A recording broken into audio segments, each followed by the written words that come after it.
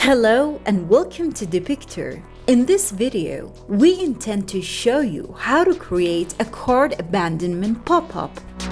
Just so you know, a card abandonment pop-up is a type of exit intent pop-up which surfaces when a site visitor has items in their cart but attempts to leave without completing the purchase.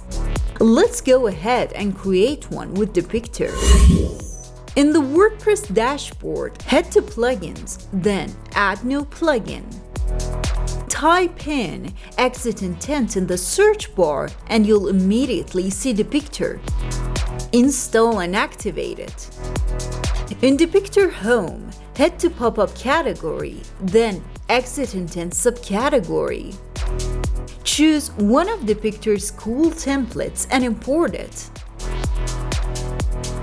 This template looks nice. However, I am making some minor changes to it. First, I'll turn this 20% into 10% and then go ahead and change the fonts to match the look of my website. Don't forget to like, subscribe, and hit that notification bell for more content like this. With the complete checkout button selected, head to Options and in the link element, input the checkout page link. Uncheck the Open a New tab. Select the Continue Shopping button. Head to Action and add a Close Pop-up action type so that the pop-up will close with a click. Let's configure the display settings. In display condition, in which you can control under which condition the pop-up is shown, add a condition. Select a condition, click on WooCommerce and choose WooCommerce static page, then choose cart page. Head to Triggers and enable the Exit Intent option. Save and publish now. To test the cart abandonment pop-up, I'll head to my website, choose a product, then add it to my cart. Let's view my cart. Now, in case I want to close this tab, the pop-up will appear right away to capture my attention and remind me that there is a 10% discount.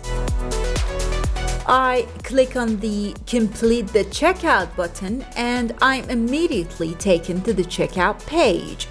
Let's spice things up by doing something differently.